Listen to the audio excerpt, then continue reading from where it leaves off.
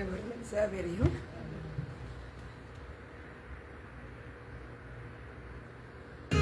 ገለል ሲል መልሶ ሲሆን ፈራጅ እስከ ዛሬ አስበውን አደጋ እንደ ኢየሱስ አላየሁኝም በቃ ስንት ጊዜ ትንቢት ያረኩት ወዳጅ ገለል ሲል መልሶ ሲሆን ፈራጅ እስከ ዛሬ እስካሁን አደጊታ እንደ ኢየሱስ አላየሁኝም በቃ ያለመለወጡ ሲገርመኝ ጭራሽ ከስንቱ ሞት በቀኝ ሆነኒ ጥላና ጋሻዬ የመጨረሻዬ አለመቀየሩ ሲደንቀኝ ጭራሽ ከስንቱ ሞት በቀኝ ሆነኒ ጥላና ጋሻዬ የመጨረሻዬ አንተ ባትሆንማ በእጅ እንደ ሌላው ግምት ለዛሬ ማልገኝ ጠላቴን መለስከው እንዳይነካው ጨፊ ከፊት ቆመልኝ አድረስከው ምዕራፌ አድረስከው ምዕራፌ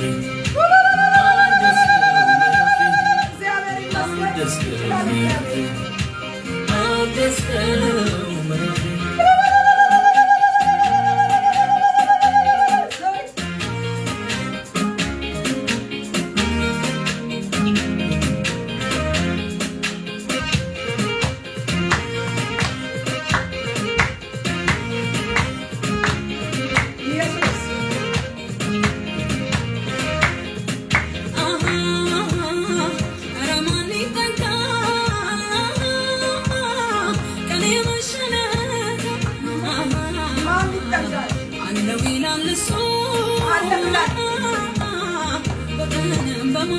አሜን አሜን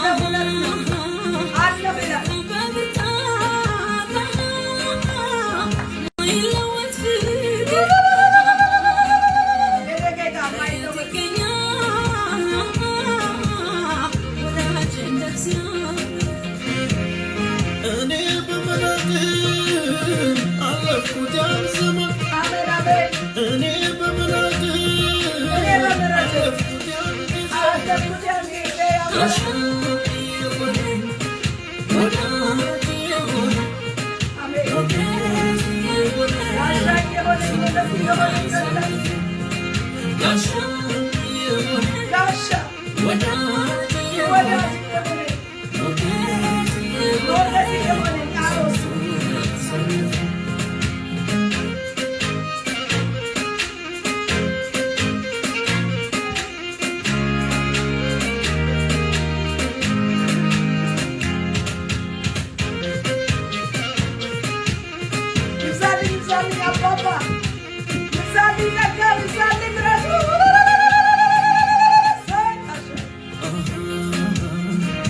አልፎኝ ሄደው ሞት ያላገኘኝ በክንዱ ከልሎ በእጆቹ ይዞ ከሌሊቱ ግርማ ከቀኑ ፈላጣ በክንፎቹ ጋርዶ ስራው ነው ቃሉ ነው እውነት ነው ምስክር ነኝ እኔ በመላክ አለፍኩት ያን ዘመን እኔ በመላክ አለፍኩት ያን ጊዜ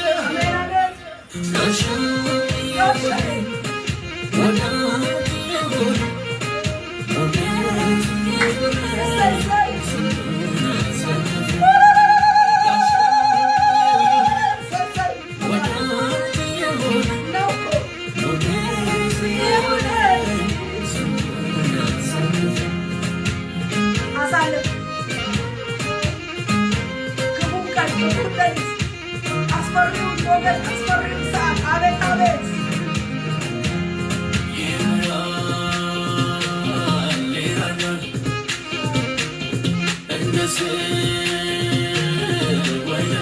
አይደለም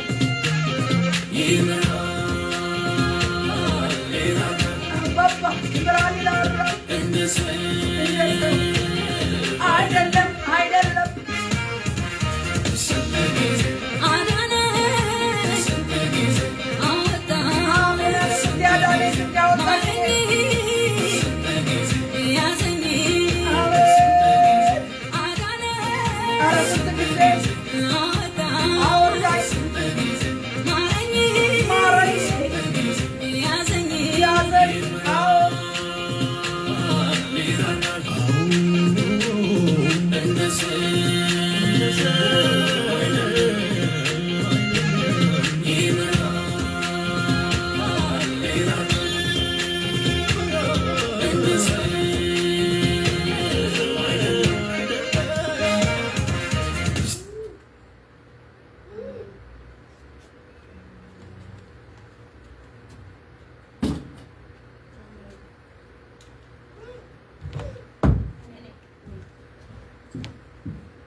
እግዚአብሔር ይመስገን። ክብር ለእግዚአብሔር ይሁን። ከሰዓታችን አንፃር እንጂ ብዙ ጸሎት ላይ ያሳልፈናል። ቃል ላይ በጸሎት ውስጥ የመጣ ቃል አለ። በዛም አጭር ቃል አልፈናል። አሁን ደግሞ ወደ መደበኛው ዕለቱ ቃል እንገባለን። ወይ የመደበኛውን ዕለቱን መልእክት እንሰማለን። ወገኖች በተለያየ ቦታ ያላችሁ ይህን ፕሮግራም የምትከታተሉ ውድ ቤተሰቦች የፌስቡክ ጓደኞቻችን ወዳጆቻችን ሁሉ በጌታ በኢየሱስ ክርስቶስ ስም ሰላም ለእናንተ ይሁን። እግዚአብሔር ይባርካችሁ። በጌታ በኢየሱስ ስም ስልጣን ፕሮግራማችንን ጀምረናል። በጸሎት ውስጥ የመጣውን አንድ ቃል አንብቤ አጭር ጸሎት ጸልዬ ወደ ዕለቱ ቃል እንሄዳለን። በጸሎታችን ሰዓት የመጣልን ቃል ኢሳይያስ 60 እግዚአብሔር የወደደውን ያደርጋል። ጌታ ይባረክ እና መዝሙር 60 ላይ በጸሎት ውስጥ ልባችንን ሞላውና ይሄ ቃል በዚህ ቃል መሰረት ሰፋ አድርገን ጸልየናል። እግዚአብሔር በመራን መንገድ ሄደናል። ለሚመለከተው ምናልባት መሪው ላይ በጸሎት ውስጥ የነበረውን ቃል ሼር አድርጌ ወደ ጸሎት ሄዳለሁ። አሁን በጌታ በኢየሱስ ስም አነባለሁ። ብርሃንሽ መጥቷልና የእግዚአብሔርም ክብር ወጥቶልሻልና ተነሺ አብሪ። እነሆ ጨለማ ምድርን ድቅድቅ ጨለማም አሕዛብን ይሸፍናል። ነገር ግን በአንቺ ላይ እግዚአብሔር ይወጣል፣ ክብሩም በአንቺ ላይ ይታያል። አሕዛብ ወደ ብርሃንሽ፣ ነገስታትም ወደ መውጫሽ ጸዳል ይመጣሉ ይላታል ይለናል። ዛሬ እኔና እናንተ ብርሃንሽ መጥቷል ሲባል በዛን ጊዜ ትንቢታዊ መልእክት ነው። ሜሴጁን ትልቁ የብሉይ ኪዳን ወንጌላዊ ብለን የምንጠራው ነብዩ ኢሳይያስ በዛን ጊዜ ልክ ብርሃን ስለ ወንጌል ስለ ክርስቶስ በሚገባ የተናገረ ነብይ ነውና መጥቷል አለ። በቃ ብርሃንሽ መጥቷል፣ የእግዚአብሔር ክብር ወጥቶልሻል ይላል። በአዲስ ኪዳን ኦልሬዲ በተፈጸመበት ዘመን ላይ ነው ያለነው። የእግዚአብሔርን ክብር ከሰማይ ይዞ ወደ ምድር የወረደው ብርሃን የእግዚአብሔር ቃል ዮሐንስ ወንጌል ላይ እንደሚናገር ክብሩን ያየንበት ብርሃን ኢየሱስ ክርስቶስ ነው፣ ተወልዶልናል።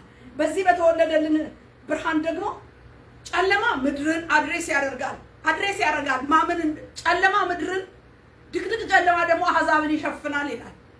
በክርስቶስ ደግሞ ብርሃን የበራላቸውን ደግሞ አንደኛ ጴጥሮስ ላይ ሲናገር ከድቅድቅ ጨለማ ወደሚደነቅ ብርሃን የጠራቸው የእሱም በጎነት ልትነግሩ የተጠራቸው የንጉሥ ካህን ለእርሱ የተለየ የተመረጠ ትውልድ የንጉሥ ካህን ናችሁ ብሎ ይናገራል። ከድቅድቁ ጨለማ አሕዛብ ላይ ከወደቀው ከድቅድቅ ጨለማ ወደሚደነቀው ብርሃን ደግሞ ተጠርተን የእርሱ ርስት ለእርሱ የተለየ ወገን የሆነው በአዲስ ኪዳን ትንቢቱ በተፈጸመበት በዚህ ወራት በክርስቶስ ቤተ ክርስቲያን ነች፣ እኔና እናንተ ነን።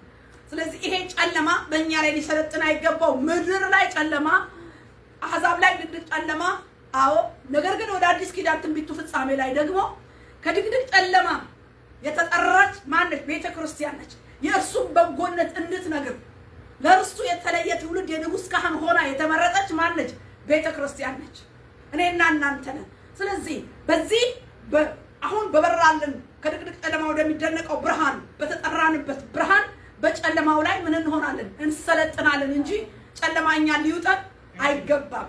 ስለዚህ ዛሬ እህቴ፣ ዛሬ ወንድሜ፣ ዛሬ ቤተክርስቲያን ሆይ እንዲህ አይነት ድቅድቅ የመሰለ ጨለማ በመውረርና በመክበብ ላይ ካለን ከኛ ጋር ያለው ከነሱ ጋር ካለው ይበልጣልና ድቅድቁ ጨለማ የተዋጠው በአዲስ ኪዳን የእግዚአብሔርን ክብር ይዞ በተገለጠው ብርሃን በክርስቶስ ኢየሱስ ስለሆነ ጨለማውን በሚውጥ በብርሃኑ በክርስቶስ ዘንድ እንዘረጋበታለን እያልን እንጸልይ ነበር።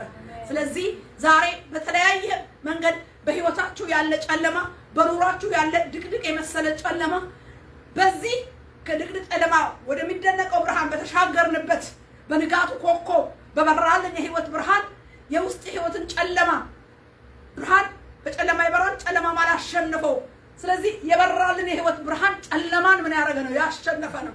እና ተግዳሮት ጨለማ የመሰለ ተግዳሮቶችን በሚውጥ በሚዘርር በክርስቶስ በበራልን ብርሃን እንቃወማቸዋለን።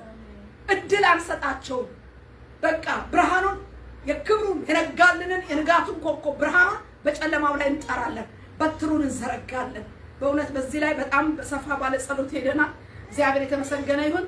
አሁን ጊዜውንና የዕለቱን ማለት ደግሞ አሁንም እንዲባርክልን አጭር ጸሎት ጸልዬ ወደ ዕለቱ መልእክት ሄዳለሁ። ክብር ለእግዚአብሔር ይሁን። እንኳን ለዚህ ሰዓት በሰላም አደረሰን። የጌታ ስም የተባረከ ይሁን። ቸርነህና ምህረትህ ለዘላለም ነውና የዘላለም አምባ መጠጊያችን እግዚአብሔር አብ፣ እግዚአብሔር ወልድ፣ እግዚአብሔር መንፈስ ቅዱስ አንድ አምላክ በኢየሱስ ክርስቶስ ስም አመሰገንህ፣ አከበርንህ። ትንፋሻችን በአንተ እጅ የተያዘ የስትንፋሳችን ፈጣሪ የስትንፋሳችን ጠባቂና እረኛ ሆይ እስከዚህ ሰዓት ስለተጠበቅንበት እረኝነትህ እግዚአብሔር በእውነት የእኛና የቤታችን ጠባቂ ክብር ምስጋና ላንተ ይሁን። የእኛና የሕዝባችን የምድራችን የዓለም ሁሉ እረኛ ጠባቂ ፈጣሪ ሆይ ክብር ላንተ ይሁን። ከፍ ከፍ በልልን። ሞገሳችን ከፍ በል፣ ጋሻችን ከፍ በል። ጥበቃ ባንተ እግዚአብሔር እጅግ በዝቶልናልና እግዚአብሔር ሆይ ስለሚደነቀው ደግሞ ከድቅድቅ ጨለማ ስላመለጥንበት ስለዚህ ብርሃን እናመሰግንሃለን። ዛሬ እግዚአብሔር ሆይ በዙሪያችን የሚያጓራ ጨለማ፣ የትኛውም ድቅድቅ ጨለማ፣ ምድርንም የሸፈነ ጨለማ፣ አሕዛብ ላይ የተጣለ ጨለማ ድቅድቁ ዛሬ በክርስቶስ ብርሃን በቃል ኪዳኑ ደም የፈረሰ ይሁን።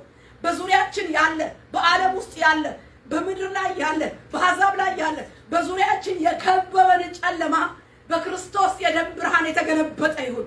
በክብሩ ብርሃንሽ መጥቷልና ባከው በመጣልን በበራልን በተቀበልነው በዚህ ህይወት ብርሃን ጨለማ ሁሉ በኢየሱስ ስም የተዋጠ የተገፈ ይሁን ዘንድ እንጸልያለን። በኢየሱስ ክርስቶስ ስም የአገልግሎት ጨለማ፣ ማንኛውም ወረርሽኝ የሆነ የበሽታ ጨለማ፣ የትኛውም የኢኮኖሚ ጨለማ፣ የጤና ጨለማ በክርስቶስ ኢየሱስ በንጋቱ ኮከብ በበራልን እነሆ በመጣልን በዚህ ብርሃን ጉልበቱን አፈረስ ነው በኢየሱስ ክርስቶስ ስም። አንተ ጌታ ይሄን ጊዜ ባርክልን። ሰማያችን በላያችን ይከፈትልን። ቀጥ ብሎ በሚያስኬደን በደንብ በተመረቀው መንገድ አሁንም ቀጥ አድርገህ እንድትመራን መንፈስ ቅዱስ እውቅና ሰጠን። አንተ ብቻ ከፍ ከፍ በል። አንተ ያላልከው መስመር ጣልቃ የሚገባ ውርውር የሚል ሁሉ በኢየሱስ ክርስቶስ ስም በእሳት ይበላ። በቃል የተቆለፈበት ይሁን። ምንጫችንን በቃል ቆለፍን፣ ገነታችንን በቃል በእጅ ስልጣን ቆለፍን፣ በደም ተሸፈንን። የጸጋው ጠላት የመገለጡ ጠላት እግዚአብሔር አቅጣጫ የሚቀር የትኛው ሐሳብ ሁሉ በኢየሱስ ስም የፈረሰ ይሁን። በኢየሱስ ስም ጠረግን። ሰማያችን የተከፈተ ይሁን። በሰማያችን ላይ የበላዩ ጌታ የወደድከውን እንድትል ጉባኤውን፣ ጊዜውን፣ አንደበቴን፣ ራሴን ላንተ ሰጠው። ይሄን የሚከለክል በኔና በሕዝቤ በቤቴ ያየኸው እግዚአብሔር ሆይ ጨለማው የሚቆምበት ቁራጭ የሆነ በደልና ኃጢአት የተገኘ ጥቂት ስንፍና በክርስቶስ ደም የተቀደደ ይሁን። አቤቱ በደላችን ምስራቅ ምዕራብ እንደሚርቅ በክርስቶስ ደም እንዲርቅ ለመን። የልጁ የኢየሱስ ክርስቶስ ደም ከኃጢአት ሁሉ ያነጻል ብለህናልና ኃጢአታችን ሁሉ በዚህ ሰዓት በኢየሱስ ስም እንዳይታይ በደም የተሸፈነ በደም መንጻትን ያግኝ። ዝገታችን በክርስቶስ ስም በደም የተነጻ የጠራ ይሁን። አምላካችን የቤተ ክርስቲያንን ዝገት በመንፈስ እሳት እንድታጠራው በደም ኃይል እንድታጥበው በእውነት እግዚአብሔር ሆይ በደምህ በኩል ወደ አንተ ቀርበናልና ትምክታችን ሆይ በኢየሱስ ስም ተገለጠልን። ብርሃን እንደ ቃል ይገለጥልን በኢየሱስ ጌታ ድንቅ ስም አሜን አሜን። ሃሌሉያ አንድ መንፈስ ስም መጣ፣ ግን ተመታ። አሜን። እግዚአብሔር በዚህ ሰዓት መታው። ምድጃው ደግሞ ምን አለ? ፈረሰ። አሜን። ግርግራ አያለው፣ ባለጡት 3 ጡት ያለው ግርግራ አያለው፣ ጡት ያለው ግርግራ። እንደዛ ስም እሰማለሁ፣ ስሙን ለመጥራት ስለማልፈልግ ነው። እንደዛ አይነት መሰዊያ ዕጣን የሚጨስለት ባለ 3 ጡት ያለው ግርግራ እግዚአብሔር ያን መሰዊያ አፈረሰው። እግዚአብሔር ባፈሰሰው በልጁ ደም ኪዳኑን አሁን አፈረሰው። በመንግስቱ ቃል አሁን ሻረው። ይሄ ተግዳሮት ተገለበጠ፣ በእውነት ተገለበጠ። እንዲህ ሲገለበጥ አያለሁ። ምኑ? ባለጡት ምድጃ፣ የተተከለ ምድጃ፣ ጢስ የሚጤስለት መስዋዕት የሚቀርብለት ባለ ጢስ ነኝ የሚል ባለ መሰዊያ፣ ባለ ዕጣኑ እሱ ነገር ምን ሆነ? ተገለበጠ። ኢየሱስ ጌታ ነው። ገለበጠው። ለዘላለም የተገለበጠ ይሁን። የመስቀሉን ቃል ከደንበት፣ ደሙ ምልክት ሆኖ በመንፈስ አተም በቃል ቆለፈን። ለዘላለም ተገልብጦ ይቅር። ሃሌሉያ! እግዚአብሔር ይመስገን። ማቴዎስ 15 ከ33 ጀምሮ እስከ 39 አንብና በአንድ ሐሳብ ላይ ለመናገር ሞክራለሁ። 6 ሰዓትም በሆነ ጊዜ እስከ 9 ሰዓት በምድር ሁሉ ላይ ጨለማ ሆነ። በ9 ሰዓትም ኢየሱስ ኤሎሄ ኤሎሄ ላማ ሰበቅታኒ ብሎ በታላቅ ድምፅ ጮኸ።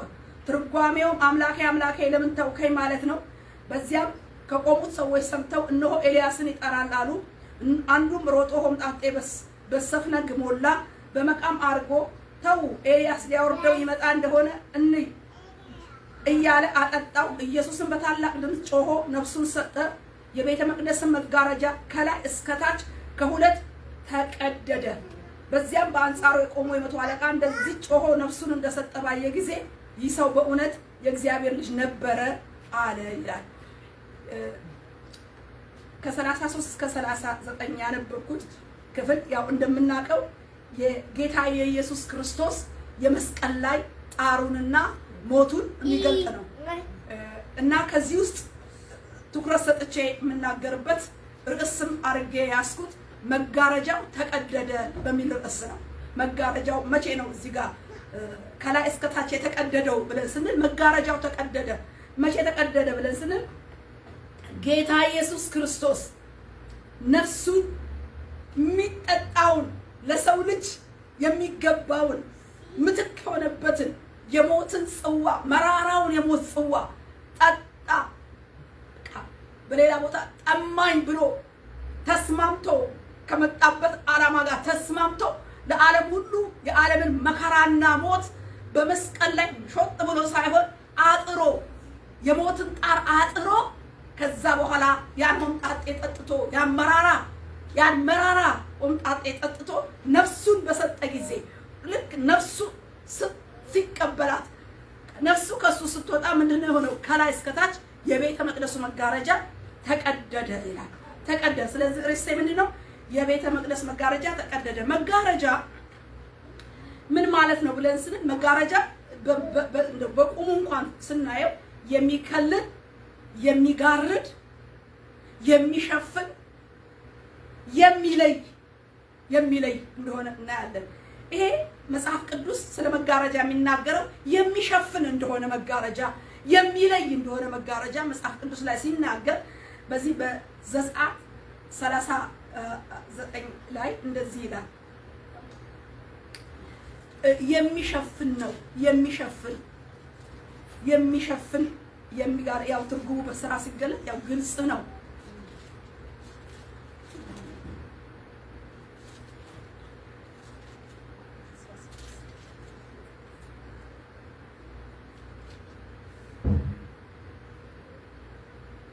እንዲህ ይላል ከአስቆጣ ቁርበትም የተሰራ መደረቢያ የሚሸፍነውንም መጋረጃ የምስክርንም ታቦት ያለ ይናገራል። እና መጋረጃ የቤተ መቅደሱ መጋረጃ ነው የምናየው። እና በብሉይ ኪዳን ዘመን ይሄ መጋረጃ መሸፈኛ ተብሎ ተጠቅሶ እናያለን።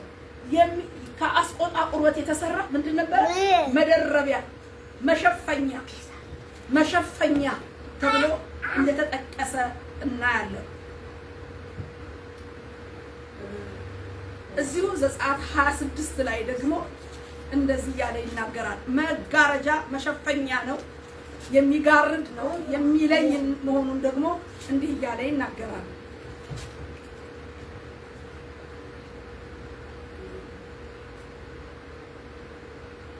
መጋረጃውንም ከመያዦቹ በታች ታንጠለጥለዋለህ፣ በመጋረጃውም ውስጥ የምስክርን ታቦት አግባው።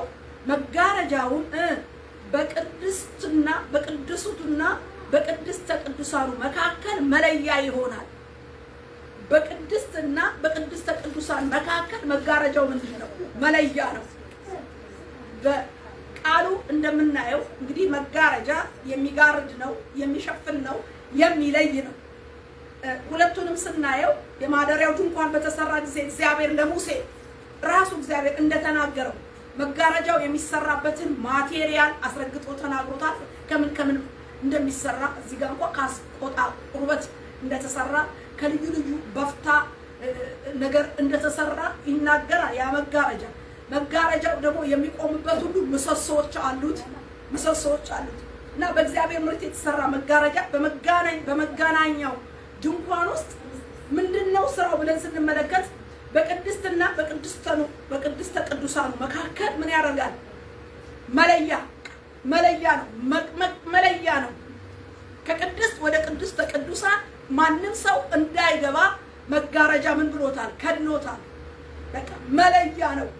ማንም ሰው ወደ ቅድስተ ቅዱሳን ሊገባ አይችልም።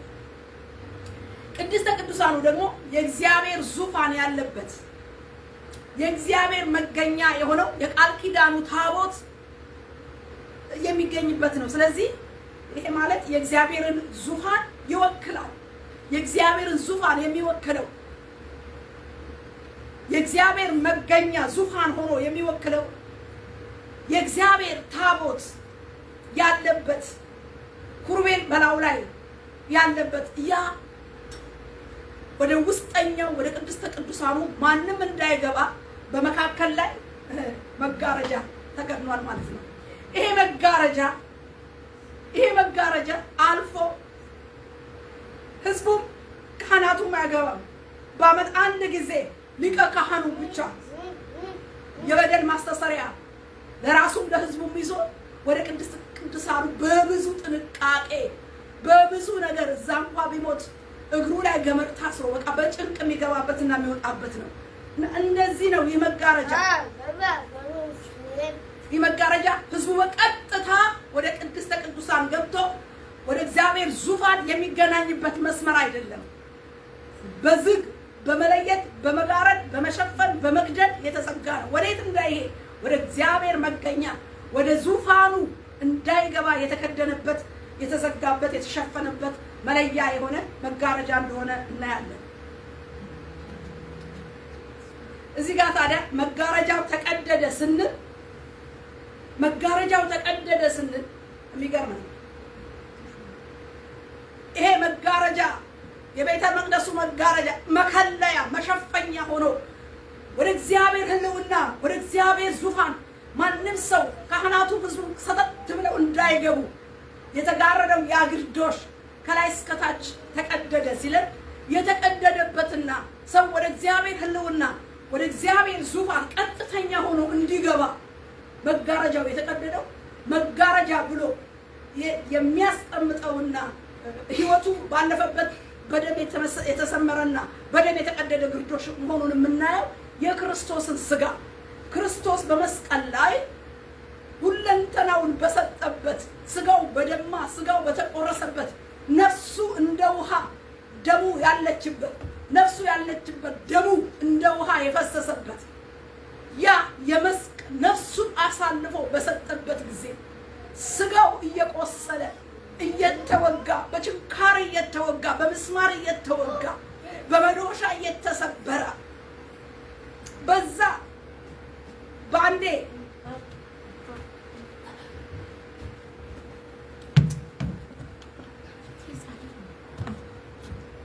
ይቅርታ ወገኖች፣ እዚህ ጋር ልጆችን ተልያሉ ነው። እግዚአብሔር ይመስገን ልጆችን ተልያሉና እንመለሳለን ወደ ሐሳባችን። እግዚአብሔር የተባረከ ይሁን እና ይሄ መጋረጃ ዝም ብሎ አልተቀደደም።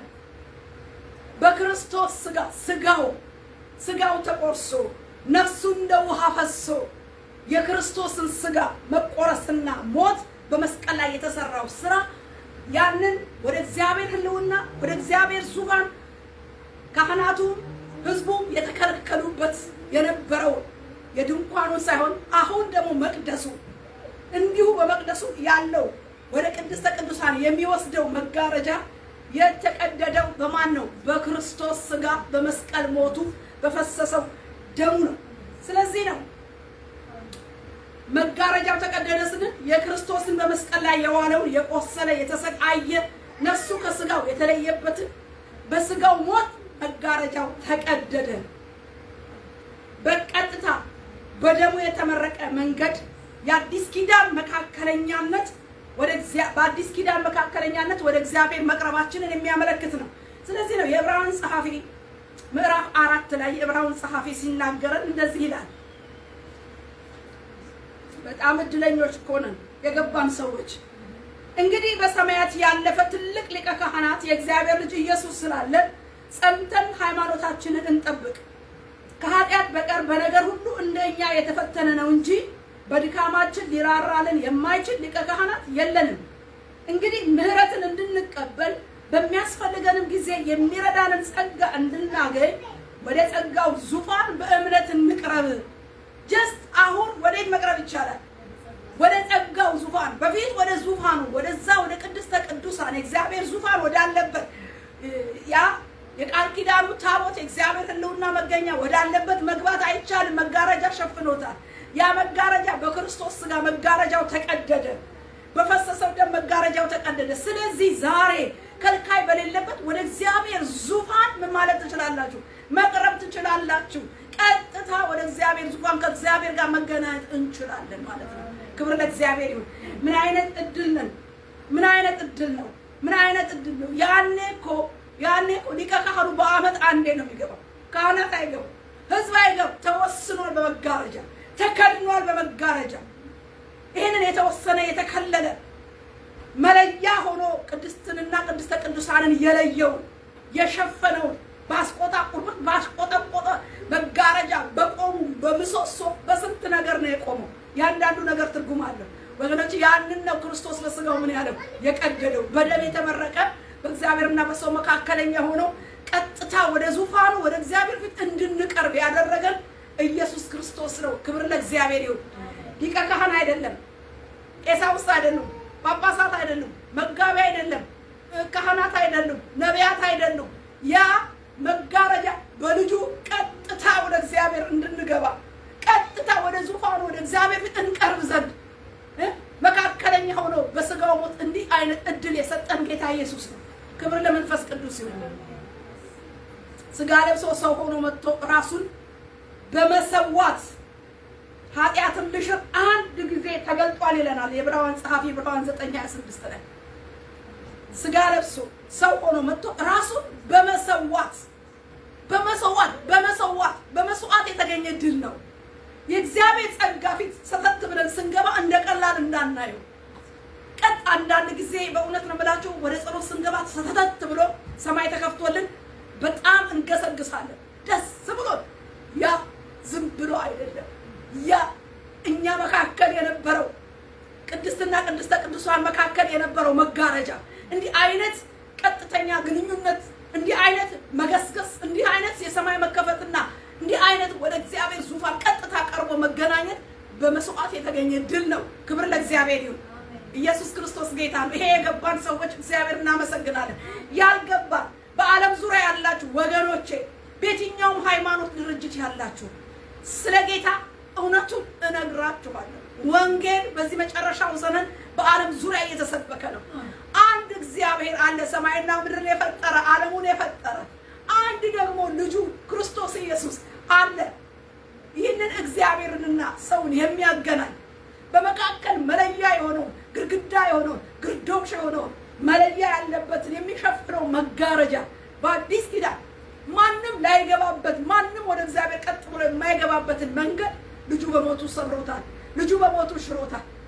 ወገኔ ንስሐ እየገባን ስርየት ባለው ደም እየተጣጠብን ማንም መካከለኛ ሆኖ ሌላ ሰው በማይገባበት አንድ ልጁ ኃጢአት የሌለበት ስለ ኃጢአታችን ራሱን በሰዋበት መስዋዕትነት የተገኘውን ወደ እግዚአብሔር ዙፋን ሊያስቀርበን የሚችለውን እውነት እሱም ክርስቶስን በማመን ይሄን መንግስት ወንጌል እንድትቀበሉት በእውነት በመጨረሻው ዘመን በዚህ ሰዓት በዚህ ቃል ሰዎች ልባችሁ ተነክቶ እንድትቀበሉት በኢየሱስ ስም አበረታታችኋለሁ።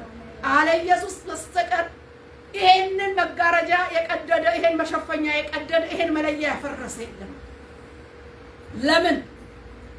ሁሉ ኃጢአትን ሰርተዋል፣ የእግዚአብሔርም ክብር ጎድሏቸዋል። ያን ሁሉ ኃጢአት ግን በአንዱ በልጁ በክርስቶስ ኢየሱስ ኃጢአት በሌለበት ሽሮት ነው። መስዋዕት ተከፍሎ ነው። ነፍስ ፈሶ ነው። ሰማይን የፈጠረ እግዚአብሔር የሆነው ቃል ስጋ ለብሶ ተዋርዶ አክትፍ ተብሎበት ተሰድቦ ተንቆ እረ የክርስቶስን መከራ እረ ከውልደት እስከ ሞቱ በእውነት ትንሣኤው አከበረው። ግን ከፍ አለ። ዛሬ በአብ ቀኝ ሆኖ የሚማልድልን ጌታችን የተባረከ ይሁን። በዚህ ህይወት እንድትገቡ ነው። ስለዚህ ነው ጸንተን ይላል ሃይማኖታችንን እንጠብቅ። እንግዲህ ምሕረትን እንድንቀበል በሚያስፈልገንም ጊዜ የሚረዳንን ጸጋ እንድናገኝ ወደ ጸጋው ዙፋን በእምነት እንቅረብ። ርዕሴ መጋረጃው ተቀደደ። በማን እንዳልኳችሁ በክርስቶስ ኢየሱስ በክርስቶስ ስጋ በሞቱ ተቀደደ። ለምን ተቀደደ? በሰውና በእግዚአብሔር መካከል ያለው የሚለይ የሚሸፍን መጋረጃ ለመቅደድ እናም ወደ እግዚአብሔር ዙፋን በደሙ በተመረቀ መንገድ እንድንገባ። ለዚህ ምክንያት መጋረጃው ምን ሆነ? ተቀደደ። ስለዚህ ሰው ሆይ በዚህ በደሙ በተመረቀ መንገድ እንድትገባ መልካሙን መንገድ ሰጥቶሃል። ምርጫህን ምረጥ። ሰው ሆይ መልካሙን መንገድ ምን ብሎሃል? እግዚአብሔር ሰጥቶሃል። መልካሙን ነገር ምረጥ። የሞትና የህይወት መንገድ በእጅህ ነው። የህይወት መንገድ ብትመርጥ ለዘላለም ህይወት ነው። የሞት መንገድ ብትመርጥ የዘላለም ሞት ነው። ከዘላለም ሞት የሚያሻግረውን የእውነትና የህይወት መንገድን ብትመርጥ ግን እግዚአብሔር ምርጫ ሰጥቶሃል። ሚክያስ መጽሐፈ ሚክያስ ምዕራፍ 6 ላይ ሰው ሆይ ይላል መልካሙን ነግሮሃል። መልካሙን ነገር ነግሮሃል። መልካሙን ነገር ነግሮሃል ይለዋል። ስለዚህ ምረጥ መልካሙን ነገር። ወደ እግዚአብሔር ፊት ምን ይዤ ልሂድ ነው የሚለው? ምን ይዤ ወደ እግዚአብሔር ፊት ልምጣና በልዑል አምላክ ፊት ልስገድ? የሚቃጠለውን መስዋዕትና የአንዱን ዓመት ጥጃ ይዤ በፊቱ ልምጣን? የመስዋዕቱ በግ ኢየሱስ ታርዷል። ጥጃ ይዘህ ልትመጣ አያስፈልገውም። ጥጃ ይዤ ልምጣን? እግዚአብሔር በሺህ አውራ በጎች ወይስ በእልፍ የዘይት ፈሳሾች ደስ ይለዋልን? በጥያቄ ምልክት ደስ አይለው። ደስ የሚለው አንድያ ልጁ ወደ እሱ ስትቀርብለት ነው። በሬ ጥስለት ብታመጣ ቁርባን ዘይት ሺህ መስዋዕት ብታቀርብ በሱ ምን አይለው? ደስ አይለው። ምን ይዤ ልምጣ? ኧረ ኢየሱስን ይዘህ ወደ እግዚአብሔር ቀረብ። ይሄ ነው የእግዚአብሔር ቃል። ምን ይዤ ወደ እግዚአብሔር ፊት እና ወደ ልዑል አምላክ ፊት ልስገድ? ምን ይዤ ወደ አንተ ልምጣ? ኢየሱስ በቂ ነው። ኢየሱስ በቂ ነው። ወይስ የበኩር ልጄን ስለ በደሌ የሆዴን ፍሬ ስለ ነፍሴ ኃጢአት እሰጣለሁን? ያንተ ልጅ በኩር ለነፍስ ኃጢአት ብትሰጠው ኃጢአተኛ ነው። ከኃጢአት ነው የወጣው፣ አያድንም። ኃጢአት የሌለበት ግን የእግዚአብሔር ልጅ ያድናል። ስለዚህ እሱም መልካም አይደለም እና እንዲህ ይለዋል ቁጥር 8 ላይ ሰው ሆይ መልካምን ነግሮሃል። እግዚአብሔር ካንተ ዘንድ የሚሻው ምንድን ነው? ፍርድን ታደርግ ዘንድ ምሕረትን ትወድ ዘንድ ከአምላክህ ጋር በትህትና ትሄድ ዘንድ አይደለምን? በትህትና መሄድ ማለት ትሁቱን ኢየሱስ እናንተ ደካሞች ሸክማችሁ የከበዳችሁ ኑ ወደ እኔ እኔም አሳርፋችኋለሁ ያለው ትሁቱን ጌታ አምኖ ወደሱ ምንም መስዋዕት ይዞ ሳይሆን መሰዊያ ላይ መስዋዕት ሆኖ ነፍሱን የሰጠውን ጌታ በመቀበል ወደ እግዚአብሔር ፊት መስገድ መቅረብ ይቻላል። ወደ ልዑል ዙፋን ወደ ጸጋው ዙፋን ፊት በእምነት የሚያቀርበን የልጁ መስዋዕት ነው። እዚህም ጋር ምን ይዤ ልቅረብ? ምንም ስለት አትሳል። ምንም ግብር አያስፈልገው። ምንም ሺህ አውራ ፍየል አይፈልግም። አንድ ጊዜ ለዘላለም መስዋዕት ሆኖ ኢየሱስ ታርዶ በቂ ነው። በሱ በኩል ወደ እግዚአብሔር የሚገባ ታዘነ። ክብር ለኢየሱስ ይሁን። መጋረጃው ተቀደደ። መጋረጃው ተቀደደ። ክብር ለእግዚአብሔር ይሁን። በገንዘብ ቢሆን ኖሮ ስንቶች ድሆች በቀረን ነው። ነገር ግን ሁሉን ድሃውን፣ ሀብታሙን፣ ነጩን፣ ጥቁሩን ሁሉን አቀፍ ዓለሙን ሁሉ በክርስቶስ ኢየሱስ የጸጋው ዙፋን በር ተከፈተልን። ኧረ እግዚአብሔር ይመስገን። እግዚአብሔር ይባረክ። ይሄ እድል ተሰጥቶናል። ሃሌሉያ! ክብር ለመንፈስ ቅዱስ። እንዴት ደስ ይላል መሰላችሁ! ላየው ላወቀው ከምን እንደዳንን ስናቀው ቢገባን በስማም በእግራችን እንዲህ ተዘቅዝቀን ነበር ለእግዚአብሔር ምስጋና የምንሰጠው። ሁለተኛ መጋረጃው ተቀደደ። ገላትያ 3:13-4 እንዲህ ይላል፣ በእንጨት የሚሰቀል ሁሉ የተረገመ ነው ተብሎ ተጽፏልና ክርስቶስ ስለኛ እርግማን ሆኖ ከሕግ እርግማን ዋጀን፣ የመንፈስን ተስፋ በእምነት እንድንቀበል የአብርሃም በረከት ወደ አሕዛብ በኢየሱስ ክርስቶስ ይደርስላቸው ዘንድ ይላል። ስለዚህ መጋረጃው ተቀደደ። የምን መጋረጃ? የመርገም መጋረጃ ተቀደደ። ክብር ለኢየሱስ ይሁን። ይሄ የመርገም መጋረጃ በማን ተቀደደ? በክርስቶስ በእንጨት የሚሰቀል ይላል የተረገመ ነው። ክርስቶስ እንደተረገመ ሆኖ በእንጨት ምን ሆነ? ተሰቀለ። ስለማ? ስለኛ። ዘዳግም 21:22-23 ስትመለከቱ ለሞት የሚያበቃ ኃጢአት የሚሰራ እንዲሞት ቢፈረድበት በእንጨት ላይ ብትሰቅለው በእንጨት ላይ የተሰቀለ እሱ የተረገመ ነው ይላል። ለሞት የሚሰራ ኃጢአት የሚሰራ ያ ሰው የወንጀለኛው መቅጫው ሕግ እንደ ማንኛውም ሞት ሳይሆን በእንጨት ላይ መሰቀል የወንጀለኛ የመቅጫው ሕግ ነው። የወንጀለኛ የመቅጫ ሕግ በእንጨት የሚሰቀል እሱ ምንድነው? የተረገመ ነው። በተረገመ ሞት የሚሞተው በበደሉ በኃጢአቱ እንደተረገመ በእንጨት ላይ ይሰቀል ብሎ የእግዚአብሔር ቃል እውነት ነው የሚናገረው። እና ይሄ ክፍል ክርስቶስ እንደተረገመ እንደ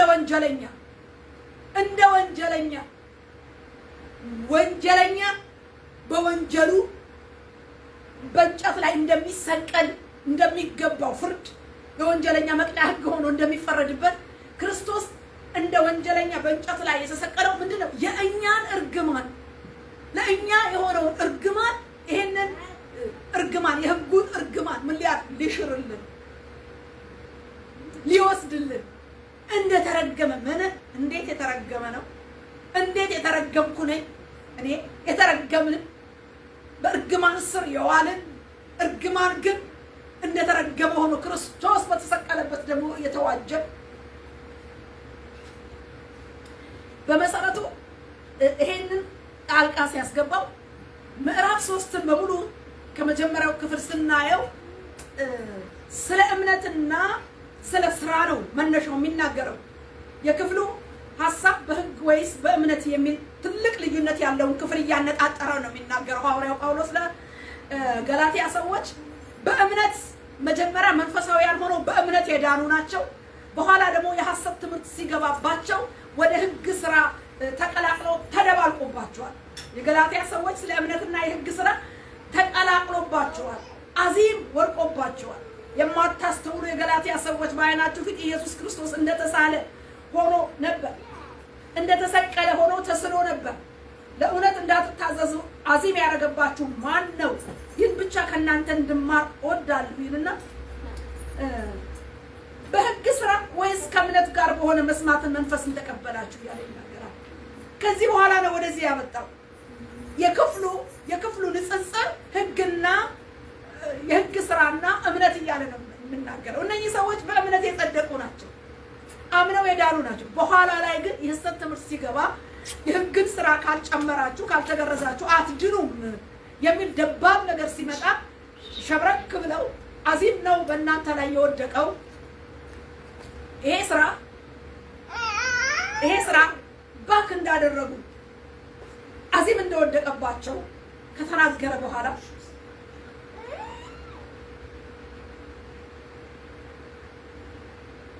ከሕግ ስራ የሆኑት ሁሉ በእርግማን በታች ናቸውና ቁጥር 10 ላይ በሕግ መጽሐፍ በተጻፉት ሁሉ ጸንቶ የማይኖር የማያደርግ ሁሉ የተረገመ ነው። ይሄን አታውቁም?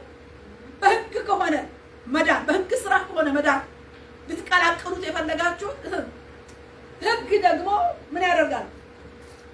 ሕግ ኃጢአት ግን ያሳያል። ከኃጢአት ሕግ የምታመልጥበትን ጸጋ አይሰጥህም። ሕግ ተላላፊነትህን ይጠቁምሃል። ሕግ አታድርግ ይላል። ካደረግክ ግን ይኮንንሃል፣ ይፈርድብሃል፣ ተጠያቂ ያደርግሃል ሕግ። ክርስቶስ ግን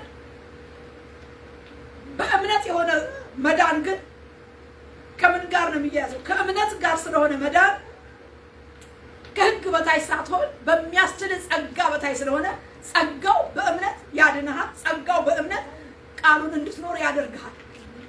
ጸጋው ነው በእምነት እንድትኖር የሚያደርግህ። ይሄ የእምነት ጉዳይ ነው፣ የእምነት ጉዳይ ነው እያለ ከማን ጋር ያገናኘዋል? ከአብርሃም ጋር ያገናኘዋል።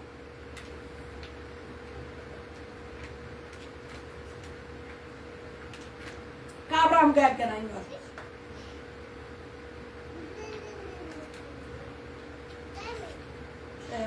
ለምን? አብርሃም አመነ ጽድቅም ሆነ ተቆጠረ። አብርሃም አመነ ጽድቅም ሆነ ተቆጠረለት ይላል የእግዚአብሔር ቃል። ከዛስ መጽሐፍ እግዚአብሔር አሕዛብን በእምነት እንዲያጸድቅ አስቀድሞ አይቶ በአንተ አሕዛብ ሁሉ ይባረካሉ ብሎ ወንጌልን ለአብርሃም አስቀድሞ ሰበከ። እንደዚህ ከእምነት የሆኑት ካመነው ከአብርሃም ጋር ምን ይሆናሉ? ይባረካሉ አለ። አብርሃም አምኖ በእምነት ነው ጽድቅ ሆኖ የተቆጠረለት። እንደ አብርሃም ደግሞ ያመኑት የአብርሃም ምን ይለዋል? በክርስቶስ ኢየሱስ የአብርሃም የተስፋው ቃል ምን ነው? ወራሽ መሆንክን አታውቅም? እሱ አስቀድሞ ወንጌል ሰብኳል። እግዚአብሔር ወንጌልን ሰብኮታል። አብርሃም አመነ። አሕዛብ በእምነት እግዚአብሔር አሕዛብን በእምነት እንዲያጸድቅ አስቀድሞ አይቶ በአንተ አሕዛብ ሁሉ ይባረካሉ። ወደ ዘፍጥረት ውስጥ እንድንገባ ያደርገናል። ዘፍጥረት 12 የአብርሃምን ጥሪ ስናይ አሕዛብ በአብርሃም እንደሚባረኩ እንደ ሰማይ ከዋክብት የሚበዛ ዘር እንደሚያመጣ ይሄ ዓለምን ሁሉ የሚወርስ ወንጌል የተሰበከው ገና ያኔ ነው። ያኔ ተሰብኳል። በአብርሃም ዘመን ጀምሮ ነው ወንጌል መሰበክ የያዘው። ዛሬ አይደለም፣ መጤ አይደለም። መጤ አይደለም። ወንጌል ገና በአብርሃም ዘመን ነው የተሰበከው። ወንጌልን እግዚአብሔር በአንተ አሕዛብ ምን ይሆናሉ? ይድናሉ ተብሎ የተሰበከው ለአብርሃም በአብርሃም ዘመን ነው። እሱም በስራ ያልሆነ በምን? በእምነት።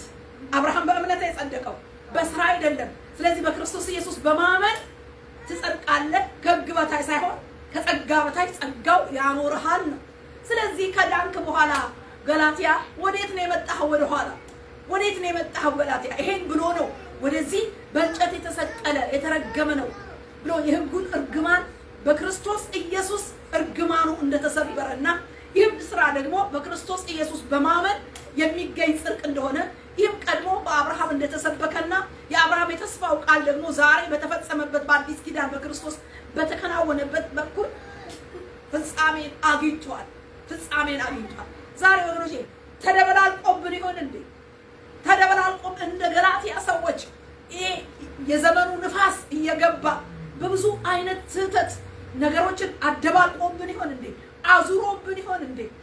ዛሬ እንደ ሐዋርያው ጳውሎስ መናገር ፈልጋለሁ። እናንተ የገላትያ ሰዎች የማታስተውሉት እስከ መቼ? ትክክለኛ ወንጌል ክርስቶስ በዓይናችሁ ተሰቅሎ አልነበረም የተሰቀለው?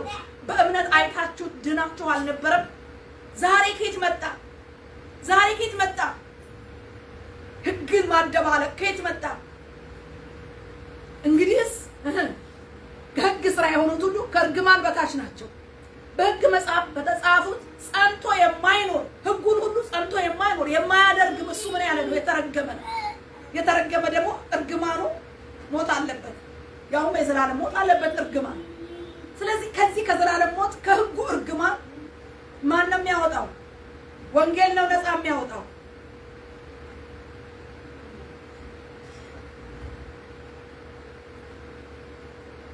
ስለዚህ ወደ ዘዳግም 27-26 ስትመለከቱ በሕጉ መጽሐፍ በተጻፉት ሁሉ ጸንቶ የማይኖር የማያደርግ ሁሉ የተረገመ ነው።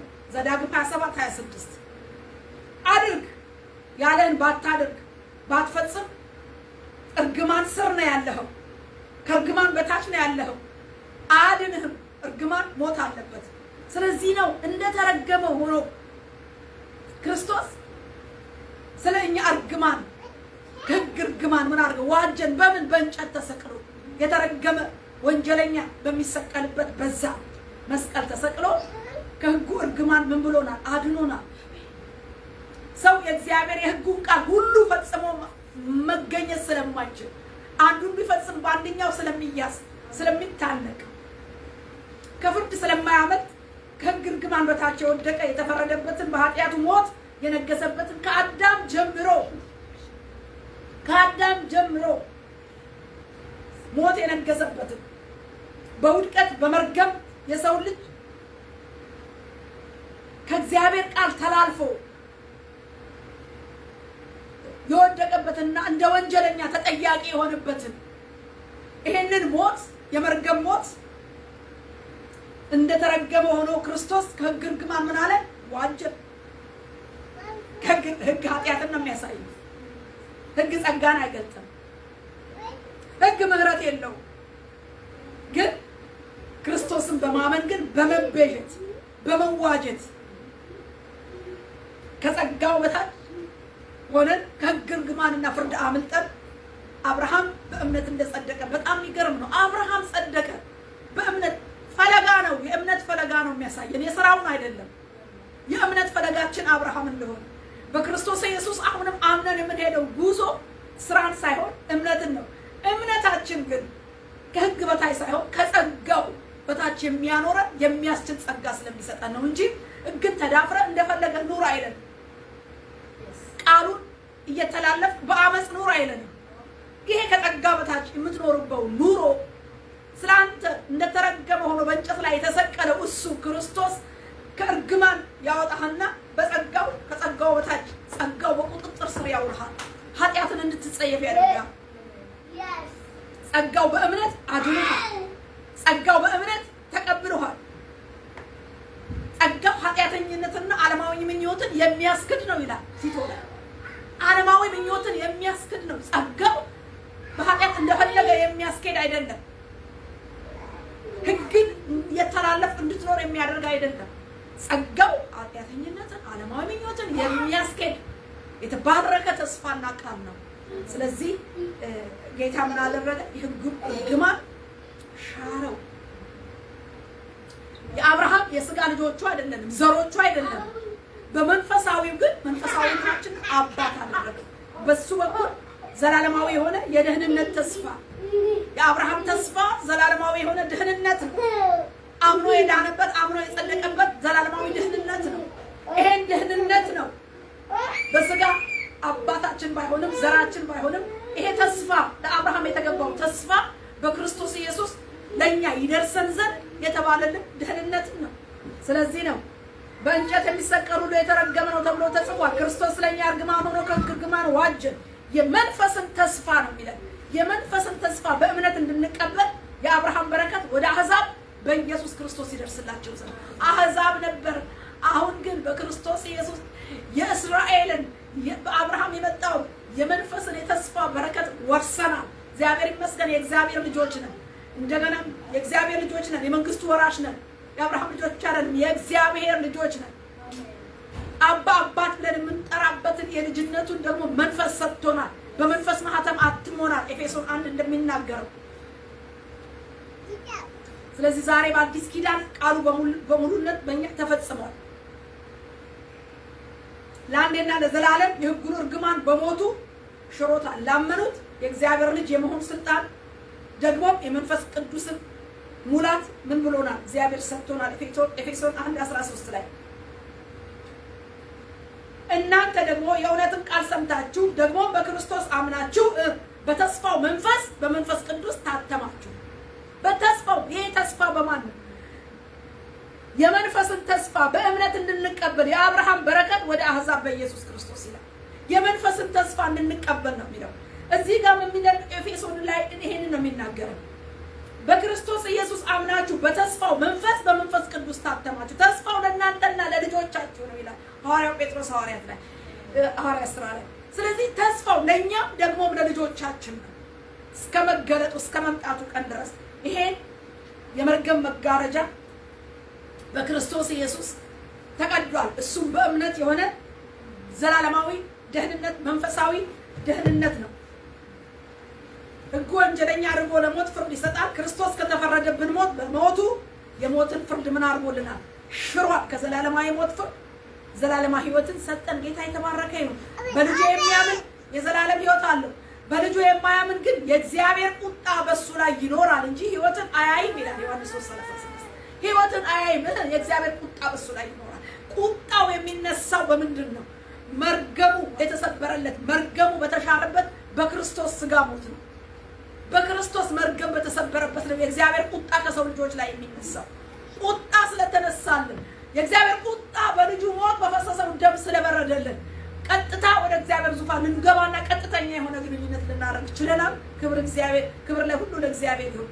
ይሄ ቁጣ የበረደለት ቁጣ የተመለሰለት መርገም የተሻረለት ህዝቦች ነን። መጋረጃው ተቀደደ ስንል መርገማዊ ከሆነ ቁጣና ፍርድ ካለበት የኃጢአት ወንጀል መቅጫ ህግ ሆኖ የኃጢአት መቀጫ ህግ ሆኖ ክርስቶስ ስለኛ ምን ሆነ? ተፈረደበት። ስለዚህ መጋረጃው ምን ሆነ? ተቀደደ። የምን መጋረጃ? የመርገም መጋረጃ ተቀደደ። የመርገም መጋረጃ፣ የቃሉ መርገም ከፍርድ በታች ከእርግማን በታች ተገዢ የሚያደርገን ለኃጢአት ለሰይጣን ባሪያ አድርጎ ተገዢ የሚያደርገን ለአመፅ ማለት ቃሉን መተላለፍ ማለት ነው። የእግዚአብሔርን ቃል ኑሮ እንዳንኖር በቃሉ ባሪያ አድርጎ የሚገዛ መርገም። አሁን ከመርገም በታች አይደለም ወገኖቼ፣ ደስ ይበለን። የእግዚአብሔርን ቃል ለመኖር አቅም አለን። አመፅ ማለት የእግዚአብሔርን ቃል መተላለፍ ማለት ነው። የእግዚአብሔርን ቃል ደግሞ ለማድረግ አቅሙ ከኛ አይደለም፣ ዋጋ ስለተከፈለበት በክርስቶስ የተገኘ ዋጋ ነው።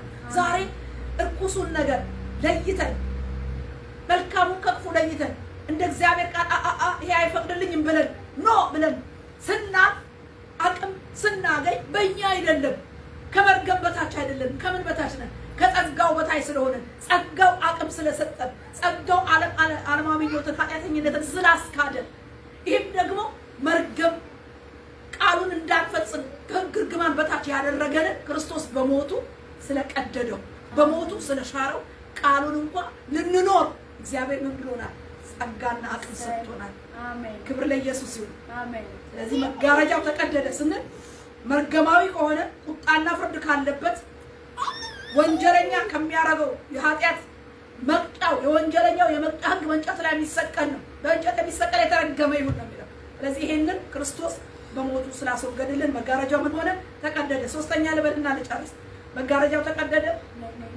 አንድ ብለናል፣ ሁለት ብለናል። መጋረጃው ሶስተኛ የሰይጣን ጠላትነት በመጋረጃው በስጋው ሞት በኩል ጌታ ቀጥቅጦታል።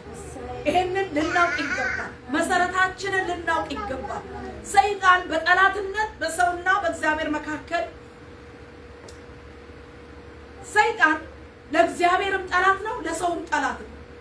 በጣም ለእግዚአብሔር ቀንደኛ ጠላቱ ሰይጣን ነው። ለእኛ ብቻ አይደለም። ሰይጣን የእግዚአብሔር ጠላት ነው።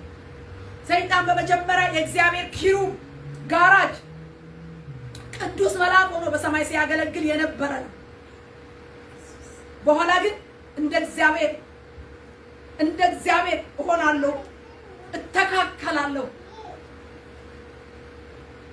ከእግዚአብሔር ዙፋን በላይ ከፍ እላለሁ ብሎ ልቡ በታበየበት ጊዜ እግዚአብሔር ከሰማይ እንደጣለው ያለ ልጅ በፊት ቅዱስ መልአክ ነበር። በኋላ ግን ከወደቀ በኋላ እርኩስ የወደቁ መላእክቶች ነው የሚባሉት። የወደቀ ሕዝቅኤል 28 ከ11 እስከ 18 እዩት። ኢሳይያስ 14 ከ12 እስከ 20 እዩት። ዙፋኔን ከእግዚአብሔር ከዋክብት በላይ ከፍ አደርጋለሁ ያለ፣ ከደመናዎች ከፍታ በላይ አርጋለሁ ያለ፣ በልዑል እመሰላለሁ ያለ፣ እንዲህ አይነት የእግዚአብሔርን ከፍታ የተካከለ ሰይጣን ከሰማይ ወደቀ። ሰይጣን የብርሃን መልክ መስሎ ራሱን መለወጥ ደግሞ የሚችል ነው። ወደ ሰው ስንመጣ ደግሞ እንዲህ እግዚአብሔር ጋር ሲተካከል የወደቀው ወደ መሬት የተጣለው ሰይጣን ደግሞ ለሰው ልጆች ሁሉ ጠላት ነው። ለእግዚአብሔር ጠላት ሆኖ እንደወደቀ ቅዱስ የነበረው እርኩስ ሆኖ እንደወደቀ ሁሉ አሁን ከወደቀ በኋላ ደግሞ እኔ በእውነት ይሄን ሳስብ አንዳንድ ጊዜ እግዚአብሔር ሊበቀል በሰማይ ያጣውን ከእግዚአብሔር በላይ ሆናለሁ ብሎ ከፍ ከፍ ሊል የፈለገውን ስልጣን ያጣውን ምድር ላይ ወድቆ የብርሃን መልክ መስሎ መልኩን እየለወጠ ሰይጣን የእግዚአብሔር መልክ አስመስሎ አምልኮን ለራሱ ወስዷል። ህዝብን ለራሱ አስመልኳል፣ አሰግዷል። በጣዖት በልዩ ልዩ አምልኮ ህዝብን ከእግዚአብሔር ለይቷል። እግዚአብሔር ያመልከው ዘንድ ያገለግለው ዘንድ በአምሳሉ ለክብሩ የፈጠረውን ሰው አስቷል። ይሄን ደግሞ ከመጀመሪያ ዘላለማዊ ህይወትን ለማሳጣት ነው ይሄንን ያደረገው። እሱ ተጥሎ የተፈረደበት የዘላለም የሲኦል ፍርድ ነው የተፈረደበት እናውቃለንና ህዝብንም ጥሎ በምድር ላይ ጥቂት ጊዜ እንደ እግዚአብሔር ሰዎችን ወደ ራሱ አስመልኮ መጨረሻም ወደ ሲኦል አግዞ ሊገባ ነው የሚፈልገው ሰይጣን። ይሄ ነው ዓላማው። በሰዓት ባህር ህዝብን ይዞ ስንመለከት ከመጀመሪያ ዘፍጥረት 2 ከ6 እስከ 8 እግዚአብሔር አምላክን ሰውን ከምድር አፈር አበጀ፣ በአፍንጫው የህይወት እስትንፋስ እፍ አለበት፣ ሰውም ሕያው ነፍስ ያለው ሆነ ይላል። በዚህ ሕያው ነፍስ ካለው ሰው ጋር እግዚአብሔር በገነት ሁሉ ባለበት ሁሉን አሳምሮ ፕሬዘንሱና ራሱ እግዚአብሔር ባለበት ገነት መካከል ሰውን እንዳኖረ እግዚአብሔር ቃል ይነግረናል እንደምናየው። ነገር ግን ሁሉን ሰጥቶት ለሰው ልጅ አንድ ነገር ግን እንደምታውቁት እንዳትበላ ትእዛዝን ሰጠው። አንድ ትእዛዝ አዘዘው። ዘፍጥረት 2 ከ16 እስከ 18 ስትመለከቱ ይህ ሰው ግን ይህን ትእዛዝ ግን ሰው ቢተላለፈው የሚያመጣው ጥፋት ለሰው ተነግሮታል። ይሄ ትእዛዝ እንዳትበላ ነው። ሁሉን ብላ፣ ከዚች ዛፍ ግን እንዳትበላ ነው። እንዳትበላ ከበላህ ግን ሞትን ትሞታለህ። ይሄን ትእዛዝ ሰው ሰምቷል እና ሰውንና እግዚአብሔርን ደግሞ በጠላትነት ለማጣላት እሱ ወድቆ ከእግዚአብሔር ተጣልቶ ወደቀበት ምድር ደግሞ በአምሳሉ የተፈጠረው ሰው ለማጣላት ከእግዚአብሔር ለመለየትና ወደ ሲኦል ለማውረድ ወደ ተፈረደበት ፍርድ ለማውረድ መጥቶ በገነት ውስጥ መጥቶ ከሔዋን ጋር ንግግር እንደጀመረ እንመለከታለን። ይህ ከሔዋን ጋር የጀመረው ንግግር ሰውን ወደ ምንድን ነው ያመጣው? ወደ ውድቀት ነው ያመጣው። ከገነት ወደ መውጣት ነው ያመጣው።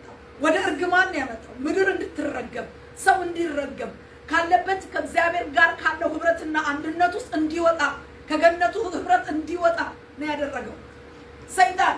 ይሄንን አድርጎ በሔዋን በኩል ሔዋን ባሏም ያንን ፍሬ በልቶ ምን እንደሆነ እግዚአብሔር ቃል ይነግረናል። የፍጥረቱን መጀመሪያ አዳምና ሔዋንን ለማለያየት ከገነት ለማስወጣት ተንኮለኛ እባብ ወደ ገነቱ ገባ። ተንኮል ይዞ መጣ። ወደ ገነቱ ገባ። በጌታ በኢየሱስ ክርስቶስ ስም ተንኮለኛው እባብ ዛሬ በየትኛውም ሁኔታ ወደ ገነትሽ እንዳይገባ፣ ወደ ገነታችን እንዳይገባ፣ ወደ ሰገነታችን ወደ ከፍታችን እንዳይገባ በኢየሱስ ክርስቶስ ስም የተንኮለኛው እባብ መርዝና ተልኮ በእግዚአብሔር ቃል ሻርነው። በክርስቶስ ደም መልኩ ተልኮውን አፈረስነው። የተንኮለኛው እባብ ተልኮ ከገነት ማውጣት ነው። ወደ እርግማን የተሻረለትን ወደ እርግማን ምን ማድረግ ነው? መመለስ ነው። ወደ ሲኦል ማውረድ ነው። ብሎም ራቁት ማድረግ ነው። ከጸጋ መግፈፍ ነው። ራቁትን ማስቀረት ነው። ይሄ ነው ስራው። ዛሬም ደጅ ያደባ ተንኮለኛው እባብ በትዳርሽ፣ በህይወትሽ፣ በኑሮሽ፣ በሰገነትሽ እግዚአብሔር በሰጠሽ ገነት በሆነው ህይወትሽ ውስጥ በአንድም በሌላም ተንኮለኛው እባብ ዛሬ በኢየሱስ ክርስቶስ ስም ይቆለፍበት። ደጃችንን፣ ህብረታችንን፣ አንድነታችንን፣ ሰላማችን ገነት የሆነውን እግዚአብሔራዊ የሰጠንን ህይወት ያለውን ሰላም በኢየሱስ ስም ዘጋን። ተንኮለኛው እባብ ኃይል እንዳያደርግ በመስቀሉ በተቀጠቀጠበት ቃል አፈረስነው። ስለፈረሰ ይሁን ኢየሱስ ክርስቶስ ጌታ ነው በእውነት። ስለዚህ አዳም የሔዋንን ሰማ፣ ሔዋን የእባብን ሰማች። ከእግዚአብሔር መለየት መጣ፣ መሸሽ መጣ፣ መፍራት መጣ፣ ራቁት መሆን መጣ፣ ከጸጋ መለየት መጣ። አዳም ሆይ ወዴት ነህ የሚል ድምፅ መጣ ከእግዚአብሔር። በገነት ድምፅህን ሰማው፣ ነገር ግን ፈራው። ኃጢአት ሰውንም እንድትፈራ እግዚአብሔርንም እንድትፈራ እና እንድትሸሸው ያደርጋል። ፈራሁ አለ። ስለዚህ ምን ተሸሸጉ። ኃጢአት አንድ ጊዜ ሰይጣን ካሳተ በኋላ ሰውን ራቁቱን ካረገ በኋላ እርቀናውን ከገለጠው በኋላ ከእግዚአብሔር ፊት እንዲሸሽ ነው የሚያደርገው። ስለዚህ ነው ሰዎች ኃጢአት ሲወድቁ በኃጢአታቸው ላይ ዱላ ይዘን መቀጥቀጥ ሳይሆን ምን ማድረግ ነው? ኃጢአት በራሱ ስለሚያሳድድ ልናሳድደው አይገባም። አይዞህ ብለን አቅፈን ልናስገባው ወደ ብልት አካል ውስጥ ልናስገባው ይገባል። ይሄን በጣም ተማርኩበት ወገኖች። በቃ ያሸሸዋል፣ ኃጢአቱ በራሱ ያሸሸዋል። አንተ ብታሸሸው አንተ ደግሞ ብትመታው አይሆንም። ስለዚህ ፈራሁ አለ። ሸሸው፣ ተሸሸጉ፣ ተሸሸኳል፣ ተሸሸኩ። ስለፈራሁ ተሸሸጉ። ድምፅህን ግን ሰምቻለሁ። በጣም የገረም ራቁትህን መሆንክን ማነገረህ? ከዛ አትብላ ካልኩ በልተሃልን? ሚስጥሩ ምንድነው? ለካ አትብላ አትምካ እግዚአብሔር ካዘዘን ትእዛዝ ስንወጣ ቀጣዩ ነገር ምንድነው? ራቁት መሆን። ለካ ዛሬ አይታወቀንም እንጂ ከእግዚአብሔር ቃል ሰው ሲወጣ መስመር ሲጥስ ከእግዚአብሔር ጸጋ ነው የሚወድቀው። ከእግዚአብሔር ጸጋ ነው ራቁት ነው የሚያደርገው። ማነገርህ አለው ራቁት መሆንክን። ለምን እስከዛ በፊት ራቁት አይደሉም፣ አይተፋፈሩ። አዳምና ሔዋን ራቁትነታቸውን አያውቁትም። በጸጋና በክብር ውስጥ ነው ያሉት። እንዴ ራቁት መሆንክን በምን ያን እንዳትበላ ካልኩ በላህን አለ። አዎ በላሁ አለ። አያችሁ ራቁት መሆኑን አይኑን ገለጠው፣ ራቁትነቱን አሳየው። እግዚአብሔር ከዚህ ውድቀት ይጠብቅ። ቤተክርስቲያንን ከዚህ ውድቀት ይጠብቅ። አቤቱ እግዚአብሔር ከዚህ ውድቀት ይጠብቅ። የሚገርም ነው። ባል ነው፣ ራስ ነው፣ ኃላፊ ነው። የሚስቱን ቃል ሰማ እንጂ የእግዚአብሔርን ቃል አልሰማም። የሚስቱን ቃል የሚሰማ የበላያችን ባልም አይደል ሚስትም አይደለም፣ የእግዚአብሔር ቃል ይሁንልን። የበላያችን በእግዚአብሔር ነገር ጉዳይ ላይ በእምነት ጉዳይ በሌላ ነገር አልላችሁም። በእምነት ጉዳይ ላይ ግን ህይወት ስለሆነ የደህንነት ጉዳይ ስለሆነ ይሄ ባል አያገባው፣ አዛዥ አያገባው፣ አለቃ አያገባው፣ እግዚአብሔር ነው የበላይ በእምነት። ስለዚህ ነው እኮ ሚስራቅ ሚሳቅ አብደናጎ ሰውነታቸውን ለእሳት አሳልፈው የሰጡት በእምነት ነዋ። አንሰግድም እኛ ከምንሰግድ ለዚህ ጣዖት ከምንሰግድ ሰውነታችን ለእሳት አሳልፈው ይሰጥ። እግዚአብሔር ቢያድነን ባያድነንም እንኳን እምነታችን እስከ ሞት ድረስ መቁረጥ መቻል አለበት። ይሄ ገና በአንድ ሚስቱ ብላ ስትለው ኧረ እግዚአብሔር አላለኝም ታይ ማለት ሲገባው በሚስቱ ተመከረና ሄደ።